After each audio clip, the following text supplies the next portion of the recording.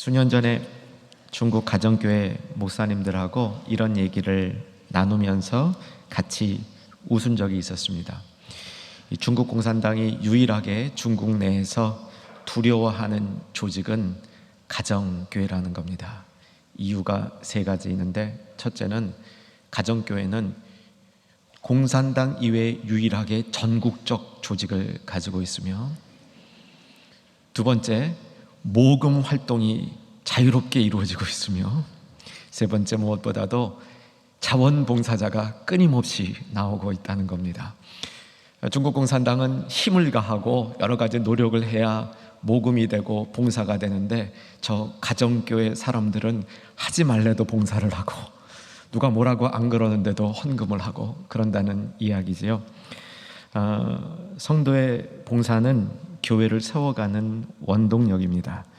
교회는 자발적으로 봉사하면서 그 대가를 바라지 않을 뿐 아니라 빚진 자의 마음으로 봉사하는 성도들에 의해서 세워진다고 볼 수 있습니다.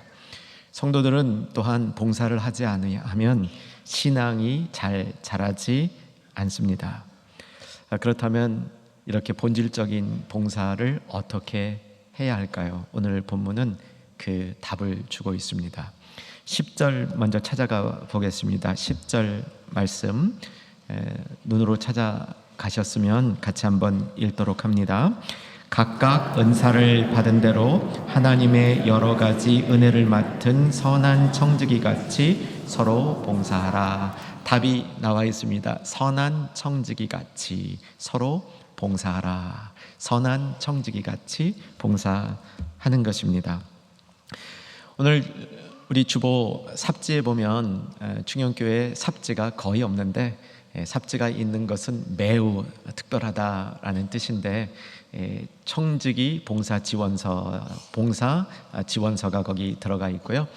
특별히 그 봉사 지원서가 아주 예쁘게 잘 만들어져 있습니다. 온 충현의 가족들이 2020년에는 봉사하는 일에서 예외나 열외가 없기를 기대합니다. 그러면 어떻게 봉사할 것인가? 오늘 말씀을 통해서 잘 들으시고 성경의 봉사의 원리를 담으셔서 봉사할까 말까 망설이는 분들은 하실 수 있도록 결단이 이루어지기를 기대합니다. 또 이제까지 2020년 일꾼들이 이제 임명된 분들도 있는데 어떻게 봉사할 건가? 오늘 말씀의 원리대로 봉사해 주시고, 내달에 또 여러 가지 부서의 봉사자들이 이제 임명이 되는데 그때에도 어떻게 봉사할 것인가? 선한 청지기 같이 봉사하는 충영교회가 되기를 기대해 봅니다.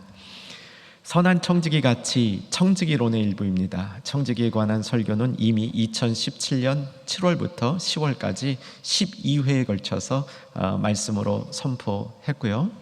그 결과물이 청지기 수업이라는 책이었습니다. 표지를 한번 화면으로 봐주시고요. 이런 책이었는데 12회 설교의 내용을 잘 담아서 저 책으로 옮겨 보았습니다. 오늘 말씀에 들어가기 전에 저 책 내용을 간단하게 요약할 테인데, 아주 핵심적인 것, 청지기에 관해서 꼭 기억할 것 세 가지로 요약하고 오늘 본문으로 들어가도록 하겠습니다. 청지기에 관해서 꼭 알아야 될 것은 청지기에 세 가지 기둥이 있다. 선한 청지기가 되려면 세 가지 기둥을 잘 세워야 되는데, 이제는 아마 마음속에 많이 남아있을 겁니다. 주인의 것, 주인의 뜻, 주인의 셈. 청지기는 주인에 속한 사람이죠. 주인이 없으면 존재할 수 없는 사람, 주인을 위하여 존재하는 사람, 주인의 것. 그래서 청지기의 모든 삶은 주인의 뜻을 이루려는 것이고, 그렇게 살아간 다음에 청지기는 반드시 맨 마지막에 주인으로부터 셈 받는데, 선한 청지기는 그 시간이 축복의 시간이고 나쁜 청지기는 그 시간이 벌받는 시간이다. 이렇게 요약해 보았습니다. 다시 한번 세 기둥 같이 한번 정리해 보면, 주인의 것, 주인의 뜻, 주인의 셈. 두 번째 꼭 기억해야 될 것은 예수님이 청지기에 관한 가르침을 참 많이 주셨습니다. 사실 신약 성경에 보면 청지기에 대한 가르침은 거의 예수님이 주신 것이죠. 예수님이 청지기에 대한 교훈을 주실 때 그 맥락, 문맥은 뭐냐면 제자로서 어떻게 살아갈 것인가, 그것을 보여주는 문맥에서 청지기의 삶을 제안하신 겁니다. 그러니까 예수님의 제자로 살아가는 동안 어떻게 살아갈 건가? 청지기로서 살자, 청지기론을 붙들고 살자, 이런 가르침이 되는 것이죠. 바꿔 말하면 이 얘기는 이런 뜻이 되는 겁니다. 여러분, 예수님 닮아가는 삶을 사시길 원하죠? 끝까지 성도로서 넉넉히 승리하는 삶을 살기를 원하시죠? 마음이 있으시면 좀 크게 아멘 하셔도 괜찮습니다. 근데 정말 예수님의 제자로 살아갈 때 내가 통합적인 원리 하나를 딱 붙들고 살아가면 단순 명료합니다. 이 통합적인 원리 하나가 내가 제자로서 살아가는 모든 삶을 인도해주고 붙들어줄 수 있는 통합적 원리 하나를 딱 붙든다면 그 중 하나가 청지기 삶입니다. 내가 청지기로 살아야 되겠다 딱 마음 먹는 순간 나는 주님의 것이지 않습니까? 내 소속은 주인이다, 주님이시다 라는 결론을 내릴 수 있고요. 그럼 어떻게 살 거냐? 주의 뜻을 따라 살아야 되니까 주의 뜻이 뭔지를 열심히 배우면서 분별하면서 살아야 되니까 열심히 성경 공부하고 주의 말씀 듣고 기도하면서 살아야 되는 것 나오지 않습니까? 그런데 이 시간만 사는 게 아니라 마지막에 셈할 것이 있으니까 주님이 셈하는 날, 주님 앞에 서는 날, 그 시간이 가장 기대되는 삶을 살아가는 것, 이거 청지기 삶의 원리가 되죠. 이거 하나만 붙들고도요 넉넉히 이기는 신앙생활을 할 수 있습니다. 저는 그런 성도님들을 몇몇 알고 있습니다. 청지기의 삶 하나만을 붙들고도 멋진 아름다운 신앙생활을 해나가는 분들이 있죠. 오늘 말씀을 전하면서 제게 있는 소망 중에 하나는 우리 오늘 충현의 가족 가운데도 청지기로서 정말 살아야 되겠다라는 결단이 있을 뿐 아니라 실제로 청지기의 삶을 붙들고 주님 앞에 이를 때까지 이것 붙들고 서시는 복된 성도들이 세워지리라 기대합니다. 세 번째, 청지기에 관해서 알아야 될 것은 어원인데, 뜻인데, 청지기는 한마디로 말하면 집안 관리인입니다. 집안 관리인인데 청지기에 해당하는 원어를 살펴보면 크게 두 단어가 쓰고 있는데 하나는 종입니다. 그래서 청지기는 종이고요. 종으로서 종의 특징은 뭐냐면 주인이 공급해 주는 것, 주인만을 위해서 이 청지기의 삶하고 일치된 부분이 많이 있습니다. 또 청지기를 향한 특별한 용어는 여러분 하나님의 경륜이라는 말 들어보셨나요? 하나님의 경륜? 들어보셨죠? 좀 어렵습니다. 하나님의 경륜이 뭐야? 그러면 좋은 거, 굉장히 큰 어마어마한 거, 그런데 막상 경륜이 뭐냐 그러면 설명하기가 쉽지 않습니다. 경륜은 하나님의 모든 계획을 하나님의 질서대로 경영해 나가는 게 경륜입니다. 하나님의 질서대로 하나님의 일들을 경영해 나가는 사람이 청지기라는 겁니다. 그래서 하나님의 경륜할 때 그 단어와 청지기라는 단어는 일맥상통하는 단어라는 사실이죠. 자, 이제 오늘 본문으로 돌아와 봅니다. 오늘 본문은 베드로전서 4번째 장이고요. 7절에서 11절까지인데 우리의 관심은 9절, 10절, 11절에 두겠습니다. 선한 청지기 같이 봉사하라 그랬는데 어떻게 봉사하는 게 선한 청지기 같이 봉사하는 건가? 오늘 본문에 보면 9절, 10절, 11절에 한 가지씩 원리가 나와 있는데 같이 살펴보겠습니다. 먼저 9절을 보시기 바랍니다. 9절 같이 읽어볼까요? 서로 대접하기를 원망 없이 하고. 청지기 봉사의, 선한 청지기 봉사의 첫 번째 원리, 서로 대접하기를 원망 없이 하고. 자, 두 번째 10절인데 가장 중요한 절이죠. 우리 10절 같이 한번 정성스럽게 읽겠습니다. 각각 은사를 받은 대로 하나님의 여러 가지 은혜를 맡은 선한 청지기 같이 서로 봉사하라. 이 구절의 핵심은 은사와 은혜가 나오는데 은사와 은혜로 봉사하라. 이 두 번째 원리 되겠습니다. 자, 세 번째 원리는 11절에 나오는데 역시 같이 제가 그만할 때까지 읽어주시기 바랍니다. 만일 누가 말하려면 하나님의 말씀을 하는 것 같이 하고 누가 봉사하려면 하나님이 공급하시는 힘으로 하는 것 같이 하라. 거기까지. 하나님이 공급하시는 힘으로 봉사하라 라는 뜻이죠. 자, 세 가지 원리 다시 한번 정리해 봅니다. 첫째, 서로 대접하기를 원망 없이 하라. 두 번째, 은사와 은혜로 봉사하라. 세 번째, 하나님이 공급해 주시는 힘으로 봉사하라. 이것이 선한 청지기로서 봉사하는 모습이죠. 여러분, 우리가 교회 그리고 세상 봉사를 하려는 마음이 없지 않습니다. 있지요. 그런데 봉사하다 보면 때로는 봉사가 잘 안 되는 경우가 있죠. 봉사가 참 뻑뻑한 경우가 있습니다. 봉사하다가 시험 드는 경우가 있고요. 또 내가 다른 사람에게 상처를 줄 수도 있습니다.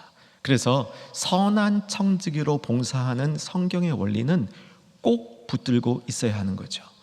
이 원리를 안 붙들고 있다 보면 봉사를 하다가 부대끼는 여러 가지 일들 때문에 봉사를 중단하는데, 봉사를 중단하는 그 순간부터 내 믿음의 성장도 중단된다는 사실을 기억해야 됩니다. 우리의 믿음은 봉사 가운데 성장하게 되어 있습니다. 그리고 우리가 사랑하는 교회는 자원봉사를 통해서 세워지게 되어 있습니다. 그래서 성도라면 누구든지 어떤 모습으로 봉사에 참여해야 한다는 것이죠. 그래서 이 원리는 꼭 붙들고 있어야 하는 원리가 되는 겁니다. 자, 이제 하나씩 이 세 가지 원리를 살펴보겠습니다. 첫 번째 원리가 서로 대접하라, 원망 없이 하라, 이렇게 되어 있죠. 원망이라는 말은 단순한 불평이나 마음속에 있는 투덜거림 이상을 의미하는 단어입니다. 이 원망은 자기 속에 있는 불편함이 표출이 되어서 주변 사람들에게 전염이 됐고, 그래서 그 사람들과 다른 사람들 사이에 균열이 생긴 보다 심각한 상태를 의미하는 단어인데, 사실은 봉사는 원망 없이 하라가 원리가 아닙니다. 그리고 봉사하다 보면 좀 원망이 생기죠?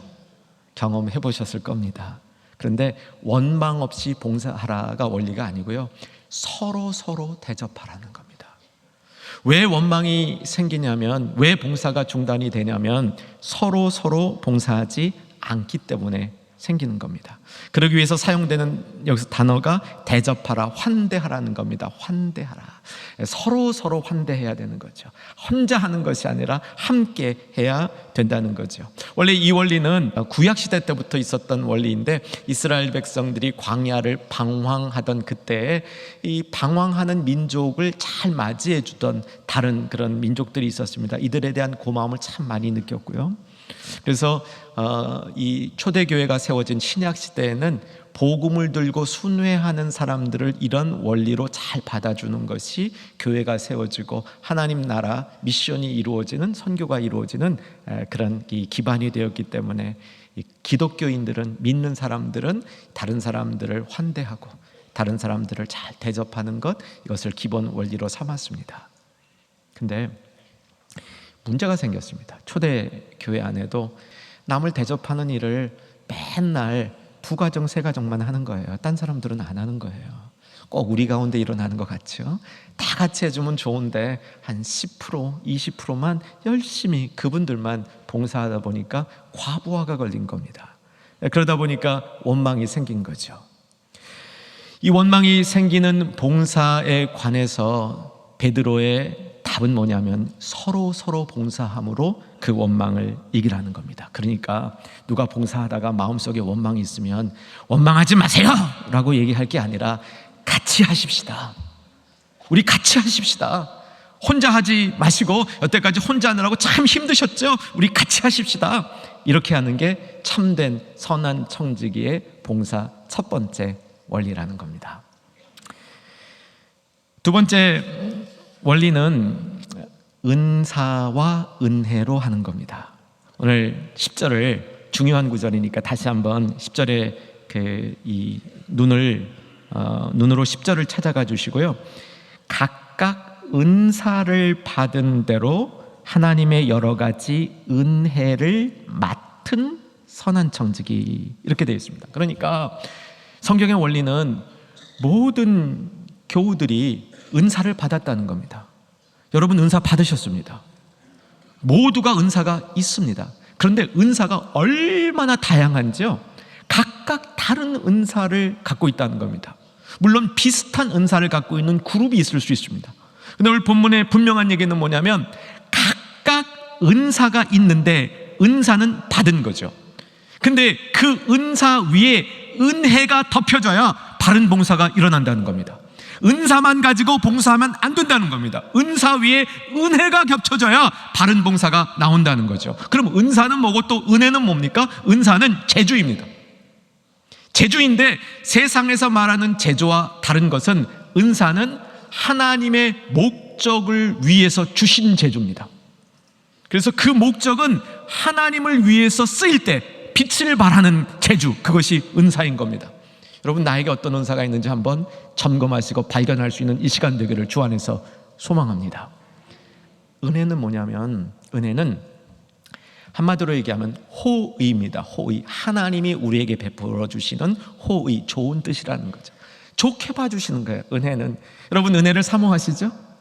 은혜를 안 사모하는 성도는 있을 수가 없습니다. 근데 은혜를 사모해서 내가 은혜를 받으면 그 결과는 뭐냐면 다른 사람 앞에 넉넉해지는 거예요. 다른 사람 앞에 나도 호의를 베풀 수 있는 겁니다.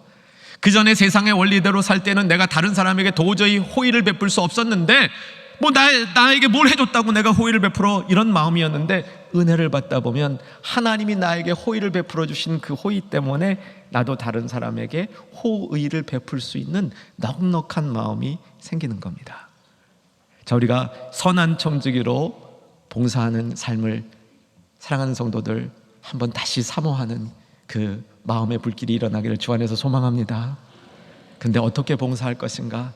두 번째 원리는 나에게 있는 은사를 사용하되 그 은사를 은혜로 채워서 사용하라는 겁니다. 은사는요, 그러니까 자원이에요. 자원, 재료입니다. 재료. 은혜는 뭐냐면 그 재료가 움직이게 하는 동력입니다. 재료도 있고 동력도 있어야 됩니다. 은사가 없다면 은혜가 있어도 봉사하기 어렵습니다. 은사 아무리 많아도요, 은혜가 없으면 그것이 도움되지 않는 그런 그 봉사가 될 수 있습니다. 여러분, 은사를 은혜로 섬기지 아니하면 내가 열심히 일하는 그 열심이 다른 사람에게 일감이 될 수 있는 겁니다. 일꾼이 쉽게 일감이 되는 거죠. 내가 받은 은혜와 은사 위에 은혜로 섬기는 이런 삶의 원리를 익혀가는 것이 선한 청지기로서 살아가는 원리가 되는 겁니다. 그런데 오늘 베드로전서에서 베드로가 특별하게 가르쳐주고 있는 한 요소가 있는데, 여러분이 아까 10절을 눈여겨보셨죠? 20절에 선한 청지기 같이 이렇게 기록이 되어 있는데 이게 복수형입니다. 우리는 선한 청지기를 생각할 때 단수로 생각합니다. 나 혼자 선한 청지기가 되면 되겠다, 이렇게 생각하는데 오늘의 교훈은 선한 청지기들이라고 얘기합니다. 교회는 선한 청지기들이 모여 있을 때 교회로서의 삶과 역동력과 능력이 나타난다는 교훈이죠. 은사라는 것이 오늘 성경 본문의 근거에서 살펴보면 은사는요, 하나님의 사람 각자에게 하나씩 다 준 겁니다. 이 전체 은사가 하나로 모여질 때 하나님의 교회와 하나님의 나라는 힘을 발휘하는 거죠. 그러니까 무슨 뜻이냐면 우리 모두에게 은사를 한 조각씩 주셨는데 한 조각씩 받은 은사가 다 합쳐져야 완전체가 된다는 겁니다. 내가 그 은사를 빠뜨리면, 은사를 보탠다 하더라도 은혜로 보태지 아니하면 공동체를 향하여 주신 하나님의 이 기대하는 기대값은 완전체를 이룰 수 없다는 겁니다. 여러분, 가진 은사가 뭔지를 다시 한번 살펴보기를 기대하면서 저에게 있는 약점을 많은데 한 가지만 공개하겠습니다. 저는요, 이 목사로서 전화하는 걸 별로 좋아하지 않습니다. 많은 목사님들은 사실은 요즘에는 전화로 많이 목회를 하셔요. 전화로 많이 오시고 필요한 분들에게 전화해서 말씀 나누시고 소통하시고, 그런데 저는 오래전부터 그렇게 막 전화하는 거를 그렇게 좋아하지 않습니다.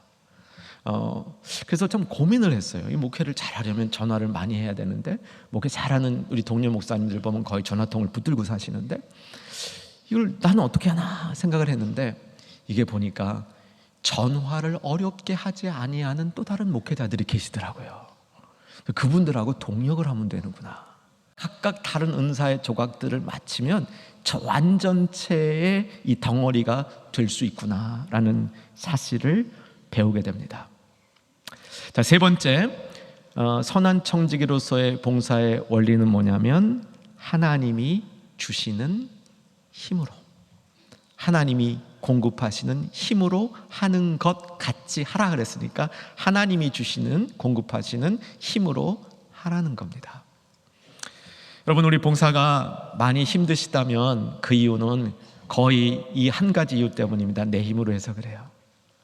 처음에는 하나님의 힘으로 한다고 했는데 어느 순간에 하나님 힘 다 빠지고 내 힘으로 하려니까 이게 힘든 겁니다. 운동하시는 분들 아마 잘 아실 거예요. 힘을 잔뜩 주고 한다고 그게 잘 됩니까? 야구 선수가 힘을 잔뜩 주고 공을 던진다고 공이 빨리 나갑니까? 그렇지 않아요. 힘은 딱 줘야 할 때만 주면 잘 되죠. 수영할 때 온몸에 힘을 잔뜩 주면 수영이 됩니까? 안 되잖아요. 우리 악기 다루실 때 온몸에 힘을 잔뜩 주면 악기가 힘이 세게 나옵니까? 안 그럴 거 뻔하죠. 내 힘으로 하면 안 되는 겁니다. 선한 청지기는 내 힘으로 봉사하던 삶에서 주님이 공급하시는 힘으로 살아가는 일하는 법을 배우는 것이 선한 청지기로 훈련받는 일이라는 사실을 기억하시기를 주의 이름으로 축원합니다. 그래서 내 힘으로 하려던 것을 빼어놓고 주님이 공급하시는 힘으로 감당하겠다라는 기억을, 훈련을 계속적으로 해나가는 것이 선한 청지기의 봉사의 원리가 되는 겁니다. 여러분, 그런 경험 안 하셨어요? 저는 가끔씩 하는데 내가 해놓고도 내가 이걸 어떻게 했지라는 일이 있어요. 주님이 주신 힘으로 한 겁니다. 그러니까 아예 처음부터 주님이 주시는 힘으로 하리라 라고 했으면 그게 주님이 주신 힘으로 한 줄 알 테인데 우리의 삶 속에서 자꾸 까먹고 있는 것이죠. 잘 기억할 수 있는 은혜가 임하여야 되는데, 그러기 위해서 주님이 주시는 힘으로 한다는 것은 결국 주님의 뜻을 따라 한다는 것이죠. 주님의 뜻을 따라 한다는 것을 성경에서는 여러 가지 방식으로 표현하고 있습니다. 베드로는 주님이 주시는 힘으로 하는 것 같이 선한 청지기로 봉사하라 이렇게 말하는데, 히브리서 기자는 이걸 똑같은 상황인데 다르게 표현하는데 뭐라고 표현하는지 꼭 기억하시기 바랍니다. 히브리서 4장 16절인데 때를 따라 돕는 은혜로, 때를 따라 돕는 은혜로 봉사하라. 그러니까 우리가 정말 선한 청지기로 봉사하다 보면요, 때를 따라 돕는 은혜, 이 은혜가 무엇인지를, 이 은혜가 필요하다는 사실을 알게 되는 것입니다. 야고보서는 뭐라고 얘기하는지 아세요? 하나님이 주시는 지혜로, 누구든지 지혜가 부족하거든 후히 주시며 꾸짖지 아니하시는 하나님께 구하라. 그리하면 주시라. 100% 주신다 그랬어요. 하나님이 후히 주시고 꾸짖지 아니하시는 지혜로 봉사하라. 이렇게 되는 겁니다.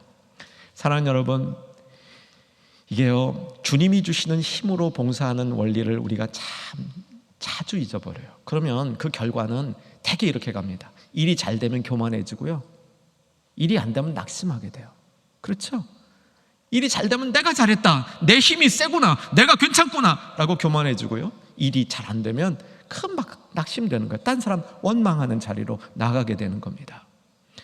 이게 조금 더 깊어지면요, 주님이 주시는 힘이 아니라 내 힘으로만 계속 이 일하는 그런 삶에 그게 아주 굳어진 사람들은요, 이거 거의 대부분 우상숭배로 가요.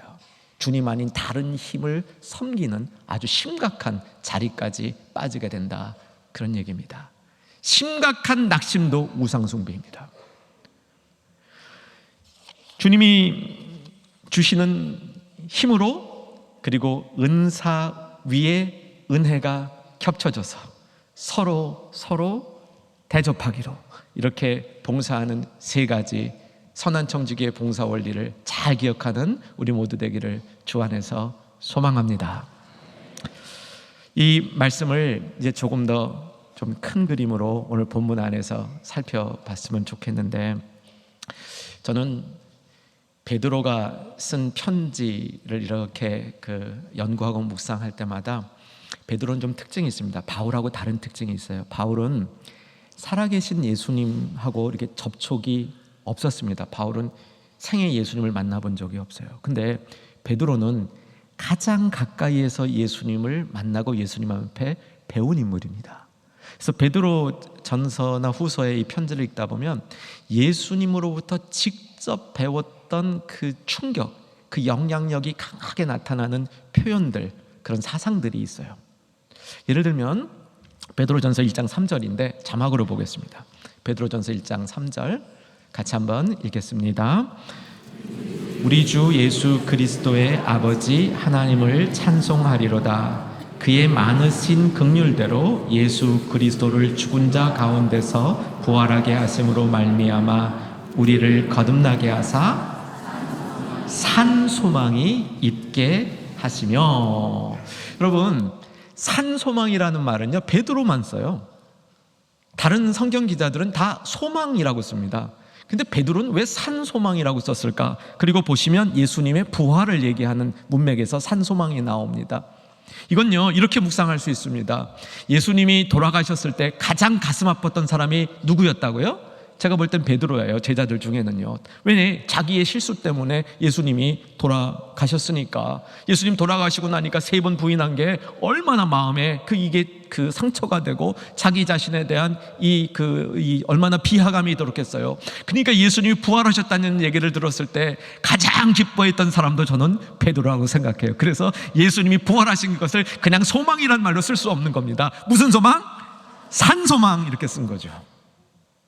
근데 예수님이 그 청지기에 대한 가르침을 주셨을 때 2017년 7월부터 10월 사이에 12번 청지기 설교를 할 때 아까 말씀드렸죠. 제일 중요시 삼았던 교훈이 청지기의 세기둥.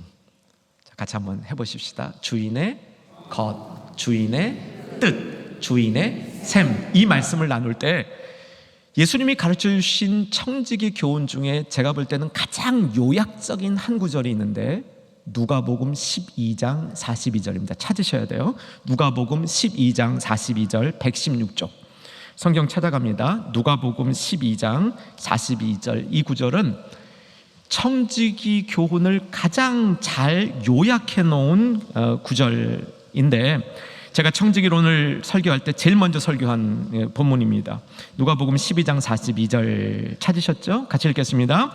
주께서 이르시되 지혜 있고 진실한 청지기가 되어 주인에게 그 집 종들을 맡아 때를 따라 양식을 나누어 줄 자가 누구냐? 이게 청지기 원리를 압축해 놓은 거예요.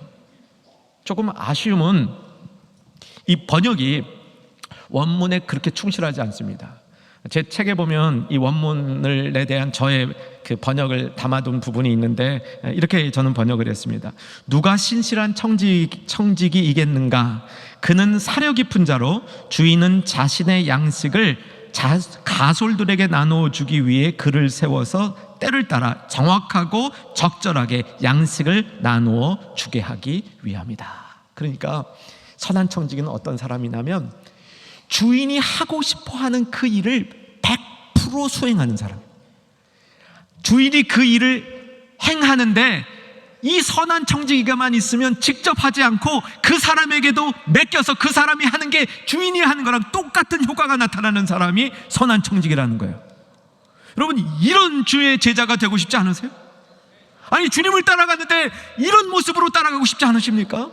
내가 주님을 안다 그러고 주님의 뜻을 행한다 그러는데 그것이 100% 주님이 원하는 바로 그 일, 주님이 하는 것처럼 그 일을 감당할 수 있는 사람이 되는 거, 이것이 선한 청지기로서의 삶을 도전하고 나가는 그런 모습이라는 겁니다. 소망하는 겁니다. 저는 설교를 하면서 주님이 설교하시는 것처럼 설교할 수 있으면 얼마나 좋을까. 주님교회 장로님들은 장로로 섬기면서 주님이 장로하는 것처럼 하시면 얼마나 좋을까. 우리 찬양대원들은 찬양을 하면서 우리 주님이 찬양하는 것처럼, 우리 주님이 찬양하면 저렇게 하겠구나 라는 모습으로 하면 얼마나 좋을까. 그것을 목표로 삼아서 계속적으로 우리의 신앙을 도전해 나가는 것이 선한 청지기로서의 삶을 살아가는 길이라는 거죠. 그런데 43절을 보시면 이렇게 선한 청지기로 산 사람들에게 주는 축복이 나옵니다. 43절 같이 한번 읽겠습니다. 주인이 이를 때 그 종이 그렇게 하는 것을 보면 그 종은 복이 있으리라. 근데 조금 더 이 내용이 나와요. 어떤 복을 주는지. 이 복은 천복입니다. 여러분, 천복 사모하시기를 주 안에서 소망합니다. 천복은 하나님 나라의 복이에요. 하나님 나라의 중심을 받는 복입니다. 자, 그 내용이 어떻게 나왔냐면 37절에 나와 있어요. 위로 올라가야 됩니다. 37절로 갑니다. 읽겠습니다. 주인이 와서 깨어있는 것을 보면 그 종들은 복이 있으리로다. 내가 진실로 너희에게 이르노니 주인이 띠를 띠고 그 종들을 자리에 앉히고 나와 수종들이라. 여러분, 이건 세상에 없는 거라고 말씀드렸어요. 세상에 이런 건 없습니다. 특별히 로마 시대 1세기에는 이런 거 없었어요. 주인이 왜 띠를 띠고 종을 섬겨요? 이런 건 천국에 있는 겁니다. 그래서 선한 청지기가 받는 복은 하나님 나라의 핵심적인 복을 받는 거죠. 예수님이 섬겨주는 복을 받는다는 얘기입니다. 자, 그런데 지금 이렇게 예수님이 가르쳐 주신 선한 청지기 교훈에 주신, 이 청지기 교훈을 주신 대상이 누군지 확인해야 됩니다. 누구에게 이 교훈을 줬는지 첫 번째로 확인합니다. 41절로 갑니다. 41절. 자, 41절 읽겠습니다. 베드로가 여짜오되 주께서 이 비유를 우리에게 하심이니이까 모든 사람에게 하심이니이까. 주께서 이르시되, 누구에게 이른 겁니까? 베드로에게 이른 거예요. 베드로에게. 주께서 이르신데 누구한테 말한 거예요? 베드로에게. 12장 42절은 베드로에게 말한 겁니다. 선한 청지기는 주인의 마음을 그대로 알아서 주에 속한 다른 사람들에게 그들에게 필요한 것을 내가 나누어주고 싶은 것 같은 모습으로 그 정신과 그 생각과 그 타이밍에 나눠주는 게 선한 청지기다, 이렇게 얘기하신 거예요. 그런데 베드로가 이 본문에 베드로전서 4장 11절에 이 선한 청지기와 같이 봉사하라라는 말을 쓸 때에는 자기 자신이 얼마나 선하지 못한 청지기였는가, 내가 얼마나 나쁜 청지기였는가, 주의 뜻을 제대로 따르지 못했던 형편없는 청지기였던가, 그것을 경험하고 그 경험 이후에 생생하고 뼈아팠던 자기의 마음을 담아서 예수께서 말씀하신 선한 청지기란 이렇게 사는 것이다 라고 말한 것이 오늘 본문의 말씀이라는 겁니다. 여러분, 오늘 본문에 어떻게 봉사라고 말했다고요? 다시 한번 정리해보면 서로 두 번째, 은사 위에 은혜를 덧입혀서 세 번째, 하나님이 공급하시는 힘으로 하는 것 같이 봉사라. 이게 선한 청지기로서의 봉사고, 이렇게 할 때 우리는 실패하지 않는 자리에 서게 된다고 말하는 거죠. 베드로의 오늘 교훈은 또 다른 우리에게 주는 도전의 측면이 있습니다.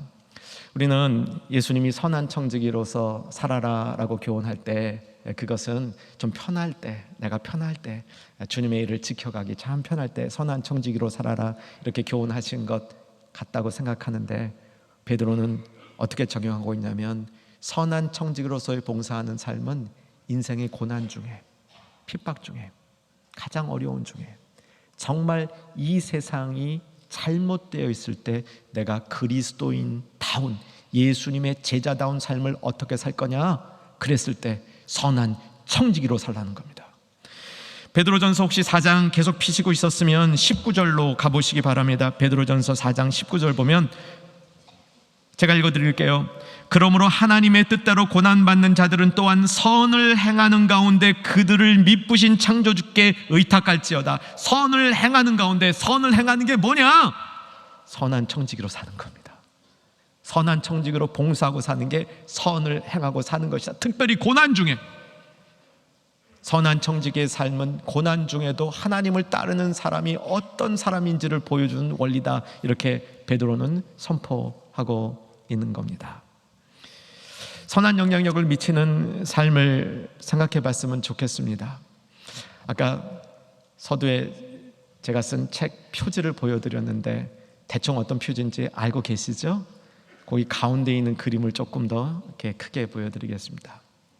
이 그림입니다. 사실 이 그림은 제가 개인적으로 무척 좋아하는 그림인데 출판사에서 책을 만들 때에는 저와 상관없이 그런데 참 뜻이 통하여서 이 그림을 책에다 넣겠다 해서 제가 너무 기분이 좋았습니다. 이 그림을 이렇게 그린 화가는 영어로는 버미어라고 그러고 아마 우리말에서는 페르메르 이렇게 말할 것 같아요. 17세기 네덜란드 화가인데 인물화를 그린 거죠. 그런데 저 주인공을 보면 뭐 그렇게 독특한 게 없잖아요. 뭐 예쁜 여자도 아니고 멋있는 여자도 아니고, 그렇다고 무슨 그 화가들이 표현하고자 하는 그 시대를 표현하는 얼굴도 별로 아닌 것 같고, 그저 묵묵히 일하는 그저 모습 자체가 무슨 이 바위 덩어리가 하나 딱 있는 것 같지 않아요? 체격도 푸짐하고 뭐 저는 꿈쩍도 안 할 것 같은 하는 일을 보면 아침에 메이드예요. 메이드, 섬김이죠. 아침 일찍 주인의 이 아침상을 간소하게 차리는 그런 모습입니다. 밀크 레이디라는 제목의 그림인데, 저 그림 중에 저 우유를 한번 보면 좀 강조해 주시겠어요? 저 그림 보면요, 저 우유가 진짜 떨어지는 것 같이 보여요. 어떻게 저렇게 잘 그렸는지 몰라요. 우유가 진짜 떨어지는 것 같이 보이는데 그 우유 앞에 있는 빵을 좀 보세요. 저 빵에 무슨 생동감이 느껴지지 않아요? 빵이 막 살아 움직이는 것 같지 않으세요? 저는 그렇게 느껴졌어요.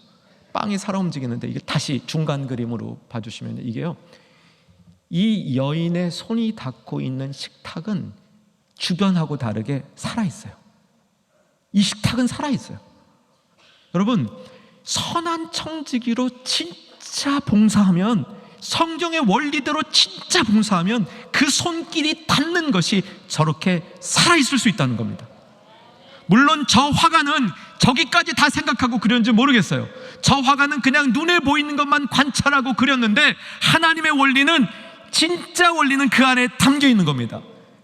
정말 선한 청지기로 정말 봉사의 원리를 따라 봉사하고 살아가는 그 봉사가 닿는 그곳은 우유든 빵이든 별것 아닌 음식이잖아요. 서민들 먹는 음식이잖아요. 여러분, 저 환경을 보면 부자도 아니잖아요. 그런데 그 자리가 살아 움직이는 생명력이 있는 자리가 될 수 있다는 겁니다.